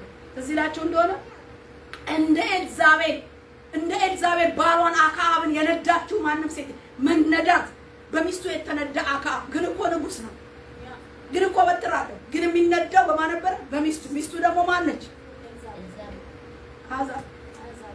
የሚገርም ወደ እስራኤል የማይገባት እስራኤላዊ ያልሆነች ይህቺ ሴት እስራኤል ውስጥ ገብታ ባዕዳን ሆና ገብታ ግን ምን ታረገው ነበር? ትነዳው ነበር፣ ታሽከረክረው ነበር። ከእግዚአብሔር ቃል እያወጣች የእሷን ጣዖት እየሰራች እየቀረጸች ታጠፋው ነበር። ወገኖች የሚመራን እግዚአብሔር ብቻውን ይሁንልን። እግዚአብሔር ብቻውን ይምራን። እግዚአብሔር ብቻውን ይምራን። እና በገነት ካለችው ዛፍ እንዳትበላ ካልኩ በላህን? ብዙዎች ስለዚህ ዛፍ የሚሰጡት ነገር አለ፣ የሚሉት ነገር አለ። እኔ ወደዛ ውስጥ አልገባም። ነገር ግን እግዚአብሔር ከዛ ዛፍ መብላት አለመብላት ጋር ሳይሆን ዛፉን ያስቀመጠበት ምክንያት እኔም ማምነው ሰው በእግዚአብሔር ስርዓት፣ በእግዚአብሔር ምሪት፣ በእግዚአብሔር ፈቃድ ይመራ ወይስ አይመራ ለዛ እንጂ እግዚአብሔር ጨካኝ ሆኖ የሚደርስበትን ሳያውቅ ዛፉን እዛ ጋር አስቀመጠው የሚሆንበትን ያውቅ የለም ወይ ምናምን ብለው የሚፈላሰፉ ብዙ ፍልስፍና አለ። ማንኛውም ሰው የእግዚአብሔር መንግስት ሆነ የሰው መንግስት ትእዛዝ አለው፣ ህግ አለው። ያን ህግ መጠበቅ የሰውየው ግዴታ ነው እና እግዚአብሔር በፈጠረው መንግስት ውስጥ የፈጠራቸውን ዜጎች የመንግስቱን ቃል ዛሬ ቢሆን ለኛ አስቀምጦልናል። እጃችንን ይዞ አያስገድደንም። መፈጸም ግዴታሽ የራስሽን ህይወት አይተሽ እግዚአብሔርን በመፍራት ቃሉን መኖር ነው። አያስገድድም። ጅን ጠምዝዞ ግን ቃል ዛሬም ዛፍ ባይተክል ቃል ሰጥቶናል። ሊኮነን አይችልም። እግዚአብሔር ብዙ የሚሉት ነገር አለ። በዚህ ብዙ እግዚአብሔር ኖ ዛፍ አልተከለም፣ ቃል ግን ሰጥቶናል። ዛሬ አታድርግ አድርግ የኛ ነው። ግን ምን እንደምናረግ ዛሬም እግዚአብሔር ቃሉን ሰጥቶናል። በቃሉ የምንመራ ከሆነ እግዚአብሔር ይመስገን ህይወት ከኛ እጅ ነው። ብናምጽ በቃሉ አመጽ ነው፣ ኃጢአት ነው። ኃጢአት ደግሞ ዋጋ ያስከፍላል። እስከ መጨረሻው ካልተመለስን ደግሞ ሞት አለበት። ስለዚህ እንደዛ አይነት ፍልስፍናው ሳይሆን እግዚአብሔር ህዝቡ ዜጎቹን በቃሉ እንዲመሩለት ስለሚፈልግ ያንን ዛፍ አስቀመጠ። ምሪት ነው። ዛሬም ቃል ሰጥቶናል እላችሁ ነው። ስለዚህ ያንን አለመታዘዝ ሞት አመጣበት። ውጤቱ ምን ሆነ? መንፈሳዊ ሞት ነው። በሰው ልጆችና በምድር ላይ እርግማንን አምጥቷል። አዎ የሰው ልጅ ተረግሟል። እባቡ ራሱ ተረግሟል። እባብ ከመረገሙ በፊት እኔ የሚገርመኝ በሆድህ ትሄዳለህ ነው እርግማኑ። ከዛ በፊት ምን አይነት ይሆን የእባብ እንደ ከብት በአራት እግሩ ነው የሚሄደው ወይስ እንደ ሰው በሁለት እግሩ ነው የሚሄደው? አይታወቅም። እግዚአብሔር ግን ሲረግመው ምንድነው ያለው? በእርግማኑ ላይ እግዚአብሔር አምላክን እባብን አለው ይህን ስላደረግህ ከእንስሳትና ከምድር አራዊት ሁሉ ተለይተህ አንተ የተረገምክ ትሆናለህ፣ በሆድህም ትሄዳለህ አለው። እንደ እባብ በሆድ ትሳባለህ አይደለም የሚባለው? እባብ በሆዱ መሳብ የጀመረው የእርግማን ውጤት ሆኖ ነው። ከዛ በፊት እንደ ሰው ይሁን እንደ አራዊት የሚሄድበትን አይታወቅም። በዛ ሁኔታ መጥቶ ግን የመላእክን መልክ መስሎ መጥቶ ነው ያሳተው ገነት ውስጥ ገብቶ። ዛሬ ወገኖች ገነት አይገባም አንልም፣ ቤተክርስቲያን አይመጣም አንልም፣ ድንኳንሽ አይመጣም አንልም። መልአክ መስሎ ሊመጣ ይችላል። መልክተኛ እንግዳ መስሎ ሊመጣ ይችላል። ጓደኛ መስሎ ሊመጣ ይችላል። ሊገባ ይችላል። በገነትሽ ድንኳንሽ ቤትሽ በብዙ መንገድ ቤትሽ ሊመጣ ይችላል። ቤተክርስቲያን ሊመጣ ይችላል። መለየት ነው ሐሳቡን የተንኮለኛውን እባብ መርዝ ግን መለየት ነው። መጣ ገባ እና ተረግሟል። ግን አንድ ነገር ልበልና ልጨርስ። ትልቅ ነገር እግዚአብሔር የሰው ልጅ ባለመታዘዙ ረገመው። ግን ከረገመው በኋላ እባብንም ከረገመው በኋላ ሰይጣን የተቀጠቀጠበትንና ድል የተነሳበትን ትልቅ የተስፋ ቃል ደግሞ እግዚአብሔር እዛው ጋር አውጆ በአዲስ ኪዳን ፈጽሞት ደግሞ እናያለን። ደስ የሚለው ነገር ዘፍጥረት 3:15 ላይ ምን ይላል? ባንተና በሴቲቱ መካከል በዘርህና በዘሯ መካከል ጠላትነትን አደርጋለሁ፣ እሱ ራስህን ይቀጠቅጣል፣ አንተም ሰኮናውን ትቀጠቅጣለህ፣ ለሴቲቱም አለ ይላል። እኔ የምፈልገው የሚገርማችሁ ሰይጣን የሰውን ልጅ ፍጥረትን ጣልኩኝ በአንድ አዳም ምክንያት ነው። በዓለም ሁሉ በሰው ልጆች ሁሉ ኃጢአት ወዴት የመጣው? ወደ ምድር የመጣውና ሁሉ አሁን በተወለደ ሕፃን ላይ እንኳን ሮሜ ላይ እንደምን ኃጢአተኛ የውርስ ኃጢአት አለ፣ የራስህ የሥራ ኃጢአት አለ። ሲደመር መጨረሻው ሞት ነው። ይሄን የዘላለም ሞት ነው ክርስቶስ በሞቱ ሽሮልን ሕይወት የሆነልን። ስለዚህ ሰይጣን በዛው አዳምን ሔዋንን ባሳተበት ጊዜ በእግዚአብሔር ቃል ላይ እንዲያምፁ ባደረገበትና የሰው ልጅ ከገነት በወጣበት ጊዜ እግዚአብሔር ለሰው ልጅ ራቁትነት ቆዳ መቼም እንስሳ ሰውቷል፣ ቆዳ አልብሶታል። ቆዳ ካለበሰው በኋላ ሰይጣን ላይ ፍርድ አወጣ። በአንተና በሴቲቱ መካከል ምን አደርጋለሁ? ጠላትነትን አደርጋለሁ። በዘርህና በዘሯም መካከል በአንተና በሴቲቱ መካከል በዘርህና በዘሯ መካከል ጠላትነትን አደርጋለሁ፣ እሱ ራስህን ይቀጠቅጣል። ወገኖች እግዚአብሔር አስቀድሞ ሰይጣንን በክርስቶስ ኢየሱስ ራሱን እንደሚቀጠቅጥ ትንቢታዊ መንግስታዊ የወንጌል ቃል አውጥቶበታል፣ አውጆበታል። እግዚአብሔር ይመስገን። ኢየሱስ ክርስቶስ በመስቀል ላይ የተንኮለኛውን የሰይጣንን ራስ ታልፎ በተሰጠበት መስቀል ላይ ምን ብሎታል? ስቀለው፣ በርባምን ፍታው፣ ኢየሱስን አስወግደው ብሎ ሰይጣን አሁንም ትንቢቱ ይፈጸም ዘንድ የሰይጣን ራስ ይቀጠቀጥ ዘንድ ወንጀለኛው ነፍሰ ገዳዩ በርባንን ፍታ ሲባል ኢየሱስን ግን ምን ብለዋል? ስቀለው። ሰይጣን ኢየሱስን ስቀለው ብሎ መስቀል ላይ አሳልፈው ሲሰጠው በዛ መስቀል ሞት ጭንቅላቱ የሚቀጠቀጥና ድል የሚነሳ ቢሆን ኖሮ አሳልፎ ባልሰጠው ነበር። እግዚአብሔር ግን በዚህን ቃል ይፈጽም ዘንድ ምን አደረገ? ኢየሱስ ክርስቶስ በመስቀል ላይ ራሱን የዲያብሎስን ራስ ምን አደረገ? ቀጠቀጠው። በስጋው መጋረጃ ማለት በሰውነቱ ሁለንተናው በተሰጠበት የመስቀል ስራ በመቀጥቀጥ ወደ ገነቱ ወደ ዘላለማዊ ሕይወት የሰው ልጅ ምን ብሏል? ተመልሷል። በክርስቶስ የማስታረቅ የመስቀል ስራ በሞት ላይ ስልጣን ያለውን ዲያብሎስን በሞቱ ምን ብሎታል ይላል? ሽሮታል ይላል። የዲያብሎስ ስልጣን በክርስቶስ ሞት ስልጣን ተሽሯል። ሮሜ 16 ቁጥር 20 ላይ ስንመጣ ደግሞ ሰይጣንን ምን አድርጓል? ከእግራችን በታች ቀጥቅጦታል። ከእግራችን በታች የቀጠቀጠው በስጋው ሞት እሱ ሞቶ ድል ነስቶ ድሉ ግን ለዜጎቹ ተካፋይ አደረገ። ድሉ ለልጆቹ ተካፋይ። ሰይጣንን ራስ ለመቀጥቀጥና በሰይጣን ራስ ላይ ለመጫማት ድል አግኝተን ቀላል አይደለም። ከገነት ሔዋንን ያወጣነው ግን እግዚአብሔር ነው ቀላል ያደረገው። ከሰማይ በወረደው በክርስቶስ ራሱን ባይቀጠቅጠው ኖሮ ዛሬ ከየገነቱ ባወጣን ነበር። የሚቀጠቅጥበትን መርዙን የእባቡን መርዝ ክርስቶስ መስቀሉ ላይ ነው የቀጠቀጠው። የስጋው ሞት ነፍሶ የፈሰሰበት ደም ቀጠቀጠው። አውጃለሁ በጠላት ላይ ተቀጥቅጧል። ራሱ መርዙ ከሽፎበታል። ነፍስ የሚገልበት ወደ ሲኦል የሚያወርድበት ሲኦልን ነው ማከማቻ አድርጎ ትውልድን ወደ ሲኦል የሚያወርድበት የእባቡ መርዝ ክርስቶስ በአዲስ ኪዳን በመስቀሉ ላይ ምን አደረገው? ቀጠቀጠው። በሞት ላይ ስልጣን ያለው ዲያብሎስን በሞቱ ምን አደረገው? ሻረው። ደሞስ በትንሳኤው ደግሞ አለቅነቱን ምን አደረገው? ገፈፈው ነው እኮ የሚለው። እነ ስልጣኑን ሻረው ይላል ቆላስይስ ላይ። አለቅነቱን ገፈፈው፣ ስልጣኑን ሻረው። ጌታ የተመሰገነ ይሁን። ስለዚህ እያዞረ በግልጥ ምን ያደርግ ነበር? ያሳይ ነበር። የሰይጣንን ድል መነሳት መገፈፉን ድል መነሳቱን በግልጥ ያሳይ ነበር። መንፈሳዊ ትርጉሙ መሸነፉን በክርስቶስ ድል መነሳቱን። ይሄ ድል ታዲያ ማወቅ የምንፈልገው የእሱ ድል የእኛ ድል ነው፣ የቤተ ክርስቲያን ድል ነው። ሮሜ ላይ ላንብብላችሁና ልጨርስ፣ ከአንድ ክፍል ደግሞ ጨምሬ ማለት ነው። ሮሜ 16 ላይ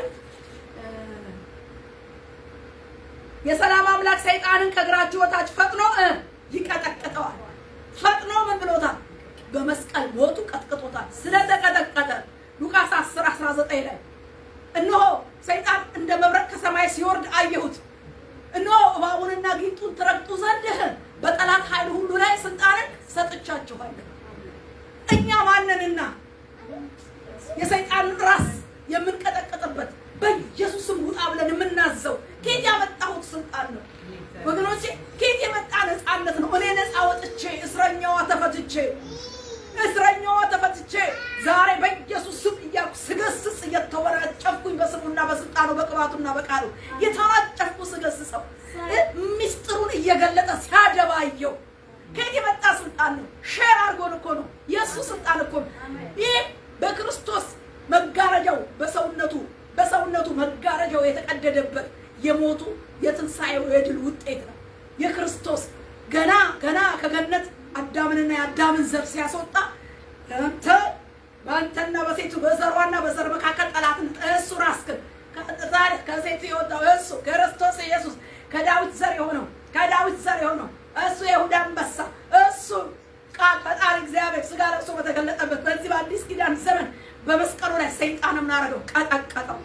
ቀጠቀጠው። እባቡን ጊንጡን ትረግጡ ዘንድ አለ። ተረገጠ። ይሄ ድል በማን ነው? በክርስቶስ ኢየሱስ ነው። የክርስቶስ ድል ለአማኞች በቃ ተሰጥቶናል።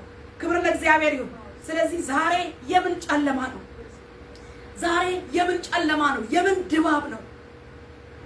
ዛሬ ሰይጣን ጨለማውን ወክሎ የሚገኝ ስለሆነ በጨለማው አሰራር በየትኛው መንገድ የትኛውንም እባባዊ የሆነ ምክር እባባዊ የሆነ ስራ ቢሰራ በኢየሱስ ክርስቶስ በስጋው ሰውነት በተቀጠቀጠበት ስልጣን ምን ብሏል? ተቀጥቅጧል። ተኩላውን እባቡን ትረግጣለህ፣ ተኩላውን ትጫማለህ፣ ዘንዶም ትረግጣለህ፣ እባቡን ጊንጡን ትቀጠቅጣለህ። ይሄ ስልጣን ከየት መጣ? በክርስቶስ ኢየሱስ። ይሄ በመስቀሉ ስራ ስለተቀደደ ነው። መጋረጃው ተቀደደ። አንደኛ ርዕሴ መጋረጃው ተቀደደ ነው። በማንና በምን ተቀደደ ስንል አንደኛ በክርስቶስ ስጋ በሞቱ መጋረጃው ተቀደደ። ለምን? ከእግዚአብሔር የሚለይ መጋረጃ የሚሸፍን መጋረጃ ወደ በቅድስትና በቅድስተ ቅዱሳኑ መካከል ያለው መጋረጃ በስጋው ሰውነት በመስቀል ሞቱ ምን ሆነ? ተቀደደ። ስለዚህ ወደ እግዚአብሔር ዙፋን መግቢያ በር ሆነልን። አንደኛው ይሄ ነው። መጋረጃው ተቀደደ። በማንና በምን? በክርስቶስ። ለምን? ቀጥ ብለን ወደ ዙፋኑ ዓለምንም መጋረጃ እንድንገባ። ሁለተኛ መጋረጃው ተቀደደ። ከምን? ከመርገም መጋረጃ። የመርገም ከህግ ስራ መርገም ከሆነው ከህግ ስራ እርግማንና ሞት ካለበት ከዛ በእምነት በክርስቶስ ኢየሱስ እምነት መንፈሳውን ያን ተስፋውን የተፈጸመበትን ክርስቶስን አብርሃም አመነ ጽድቅ ሆነ ተቆጠረ። በእምነት ዛሬ የጸደቅንበትን ይሄ ይሄን በትር ይዘናል። ክብር ለኢየሱስ ይሁን። ስለዚህ የመርገም መጋረጃ ምን ብሏል? ተቀዷል። ከሕግ በታች ሳይሆን ከምን በላይ ነው? ከመርገም በላይ ከጸጋ በታች። ጸጋው በእምነት አድኖናል። ጸጋው ኃጢአተኝነትና ዓለማዊነትን ስለሚያስክድ ከሕግ በታች ሳይሆን ከጸጋው ምን ብለን በታች ነው። ስለዚህ ኃጢአትን ለመቋቋም ሪዚስት ለማድረግ በእግዚአብሔር ቃል ለመኖር እግዚአብሔር አስችሎናል። ለምን? መጋረጃው ስለተቀደደ ወደ እግዚአብሔር ዙፋን ቀጥ ብለን መግባት ስለምንችል። ክብር ለኢየሱስ ይሁን። ሶስተኛ የሰይጣን ጠላትነት በስጋው ሞት ምን ብሏል? ተቀጥቅጧል። በሰውና በእግዚአብሔር መካከል ያለው መጋረጃ በስጋው ሰውነት በመካከል ያለው ክርስቶስ ሞት ምን ሆነ? ተቀደደ። ወገኖች የሰይጣን ጠላትነት ከገነት አውጥቶ ሲኦል ነበረ። ነገር ግን እርግማን ብቻ አይደለም በሰይጣን ላይ የደረሰው። ተስፋው ሲሞላ ከሴት ሲወጣው እሱ በአዲስ ኪዳን እውን ሆኖ ምን ብሎ ራሱ ተቀጠቀጠ። ደግሞ በፍጹም በክርስቶስ ምጽአት በሙላት ደግሞ ይወገዳል። በሙላት ደግሞ ተጽዕኖ ሁሉ የሚዋጥበት ደግሞ የመምጣቱ ጊዜ አለ፣ ቅርብ ነው።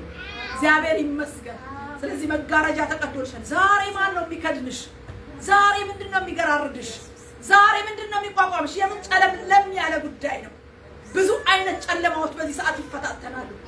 ብዙ አይነት ሟርት አለ። አይነ ጥላ የሚባል ነገር አለ። አይነ ጥላ የሚጋርድ የአይን ጥላ፣ የሚጋርድ የድግምት ጥላ፣ የሚጋርድ የአስማት ጥላ፣ የሚጋርድ የመተት ጥላ፣ አንደ ርቤ ጠጠርጣይ፣ በስም የሚረገም በኳክብ የሚረገም በመጽሐፍት በጥንቆላ መጽሐፍት የሚገለጥ በደም ኪዳን የሚደረግ ብዙ በህይወታችን ዙሪያ የሚሽከረከሩ ምኖች አሉ፣ ጨለማዎች አሉ። ስለዚህ ቅድም በቃሉ እንደመጣልን ምንድነው? ብርሃንሽ መጥቷል፣ የእግዚአብሔር ክብር ወጥቶልሻልና ተነሺ አብሪ እና በወጣልን በዚህ እርግማን በተሰበረበት በዚህ ሰይጣን በተቀጠቀጠበት በዚህ ጨለማው በተወጠበት መርገም በተሰበረበት ሞት በተሻረበት ግርዶሽ በተቀደደበት ቀጥተኛ ከእግዚአብሔር ጋር ግንኙነት ባደረግንበት ጨለማው በተገፈፈበት ከድቅድቅ ጨለማ ወደሚደነቀው ብርሃን በተሻገርንበት የህይወታችን ጨለማ በተዋጠበት በበራልን በብርሃኑ በእግዚአብሔር ክብር በንጋት ኮከብ ጉልበት እነኚህን ጨለማዎች ከዙሪያችን በኢየሱስ ስም እንቀዳለን። ብርሃን የሆነውን በትርህን ዘርጋበት። ሙሴ በትሩን ሲዘረጋ ነው እነኛ እባቦች ሁሉ የተዋጡት። ዛሬም የብርሃኑን በትር ዘርጋ፣ ጨለማው ይዋጣል፣ ከበባው ይበተናል። ዛሬ ቃሉ በተፈጸመበት ኦልሬዲ ጭንቅላቱ እባቡ ስጋ ለብሶ ክርስቶስ መጥቶ በቀጠቀጠበት የመስቀል ቃል ስልጣን ተሰጥቷል። በትርህን ዘርጋ፣ ከእግር ስር እባቡን ምን አድርገው? ቀጥቀጠው። ጸልያለን። ሃሌሉያ። ቸርነህና ምሕረትህ ለዘላለም ነውና በኢየሱስ ክርስቶስ ስም ጌታ ሆይ እናመሰግንሃለን። በዚህ ሰዓት በኢየሱስ ክርስቶስ ስም መጋረጃው በተቀደደበት በዚህ እግዚአብሔር ሆይ በተሰጠን ጸጋ በክርስቶስ አምነን በዳንበት በድህነተ መንግስት ወንጌል ቃል የትኛውም አይነት የሰይጣን እግዚአብሔር ሆይ እነሆ ጨለማ የድግምት ጨለማ እግዚአብሔር የሟርት ጨለማ እግዚአብሔር ሆይ እነሆ ድቅድቅ ጨለማ በክርስቶስ ኢየሱስ በመስቀሉ ራሱን በቀጠቀጥክበት ስልጣን ቀጠቀጥ ነው። ጌታ እግዚአብሔር ሆይ በስራህ ዲያብሎስን ስራ አፍርሰሃልና ስራህን አምነን ስራውን በክርስቶስ ስም አፈርስ ነው። በመጣው ቃል እግዚአብሔር ሆይ ተጠብበን በትርክን በስም ዘረጋንበት። ወደ ገነት የሚገባ ተንኮለኛ እባብ ወደ ገነት የሚገባ እግዚአብሔር ሆይ እነሆ የእግዚአብሔርንና የሰውን ሪሌሽን ለማበላሸት እግዚአብሔር ሆይ ጣልቃ ለመግባት ከመርገም እነሆ በታች ሊያረግ በእርግማን ሊመታ በአመፅ ሊመታ ሰውና እግዚአብሔርን ሊያጣላ ጠላት እግዚአብሔር በተለያየ ምክር ወደ ቤተ ክርስቲያን ወደ ግለሰብ ወደ ቤተሰብ የሚመጣበትን ጠሊቁን ምክሩን በኢየሱስ ስም አፈረስን። ቡዳ ወጊ ውሸታ በክርስቶስ ደም ቃል ኪዳንን አፈረስን። እውነት በሆነው በጸጋው ቃል በየትኛው አቅጣጫ የምትመላለስበትን የገነቱ ጠላት የክርስቶስ ተቃዋሚ ሐሰተኛው እባብ ተንኮለኛው መንፈስ በእግዚአብሔር ፍርድ መንፈስ ቀጣንህ። በእግዚአብሔር ቃል ቆለፍንብህ። ሐሳብህን በተቀጠቀጥክበት በክርስቶስ የመስቀል ቃል ሞት ቀጠቀጥን። በፈሰሰው በስጋው ሰውነት በተገለጠ በተፈጸመበት የመስቀል ሞት አሁን አፈረስን። መጋረጃው ተቀዷል። ወደ ቅድስት የሚያስገባን በሩ በደም ተመርቆልን በፊት ለፊት ከአምላካችን ጋር ጋር እንገናኛለን። መርገም ተሰብሯል፣ መርገም ተሽሯል፣ መርገም ተሰብሯል። እንደገና ደግሞ ሕግን እየቀላቀልን ኃጢአትን እያሰራ ከእግዚአብሔር ቃል ልታወጣ ሔዋንን እንዳወጣ በዚህ ዘመን ልታወጣ የምትፈልግበትን ሐሳብ አሰራር በኢየሱስ ስም ገለበጥ ነው። በእግዚአብሔር እውነት በቃሉ ስልጣን ሻር ነው። በጌታ በኢየሱስ ክርስቶስ ስም ሰይጣንም ደግሞ እነሆ በዛኑ ጊዜ የተፈረደብህ ራስህን የሚቀጠቅጠው እሱ በተገለጠ በተፈጸመበት በዚህ በአዲስ ኪዳን መቀጥቀጫ ዘንግ ዘውድ ሊቀጠቀጥ ነው። በኢየሱስም ቃሉን አጸናንብህ። ገነታችንን በደም ሸፈንን፣ ህይወታችንን በደም ሸፈንን፣ ትዳራችንን በደም ሸፈንን፣ ልጆቻችንን፣ ገነታችንን በእውነት እግዚአብሔር ሆይ ህብረታችንን፣ ጤናችንን፣ ገንዘባችንን፣ መውጫ መግቢያችንን ጌታ ሆይ ተንኮለኛው እባብ እንዳያስት እንዳያገኘን ከሩቅም ፍላጻ እንዳይወረውር አጥር እንድትሆንልን ቅጥር እንድትሆንልን ደባና ሴራው በዚህ ሰዓት በስም የፈረሰ እንዲሆን በቃል በተቀጠቀጠበት የመስቀል ቃል ቀጠቀጥን። ከእግራችን በታች ባስገዛህበት ስልጣንና ቃል ሀሳቡን ረገጥን። ቀደምት ኃይለኛውን በኃይል ቃል አሰርን። ክፋትና ሀሳቡን በስም ገለበጥን። ቀሪ ጊዜያችንን ባርክልን በኢየሱስ ክርስቶስ ስም አሜን። መጋረጃው ተቀደደ። አወጭ መጋረጃው ተቀደደ። የጋረደን መጋረጃ በየትኛውም ሁኔታ ሳናውቅም ስናውቅም ያላወቅነው መጋረጃ እንቅፋት የሆነብን መጋረጃ ጨለማ የሆነብን መጋረጃ በክርስቶስ የደም ብርሃን ቀደር ነው። በክርስቶስ የመስቀል ሞት ቀደር ነው። መጋረጃው ስጋው ነው። በስጋው ሰውነት በሞቱ ኃይል አሁን አፈረስ ነው። በሞት በትንሳኤው ኃይል አፈረስ ነው። በትንሳኤው ጉልበት መጋረጃን ከህይወታችን ቀደድን። ጨለማን ከአገልግሎታችን በኢየሱስ ትንሳኤ ጉልበት ቀደር ነው። ጌታ ሆይ ቃልህን አጽናልን። ቀሪ ጊዜውን ባርክልን በኢየሱስ ጌታ ድንቅ ስም አሜን። እግዚአብሔር ይባርካችሁ። ፕሮግራማችንን ጨርሰናል። ተባረኩ።